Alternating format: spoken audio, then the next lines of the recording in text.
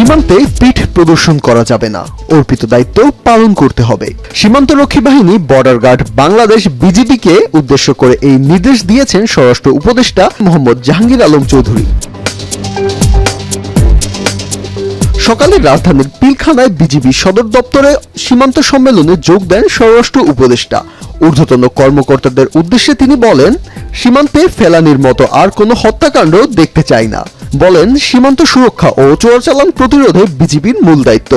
তিনি এ সময় বিজিবিকে পেশাদারিত্বের সঙ্গে নিজেদের দায়িত্ব পালন করার আহ্বান জানান। দুর্নীতি থেকে বাহিনীর সদস্যদের দূরে রাখার ব্যাপারে কঠোর বার্তা দেন স্বরাষ্ট্র উপদেষ্টা। বলেন, যারা ঘুষ ও দুর্নীতির সঙ্গে জড়িত তাদের বিরুদ্ধে কঠোর শাস্তিমূলক ব্যবস্থা গ্রহণ করা হবে, প্রয়োজনে তাদের চাকরিচ্যুত করা হবে। উপদেষ্টা বলেন, দুর্নীতিকে কোনো অবস্থাতেই সহ্য করা হবে না।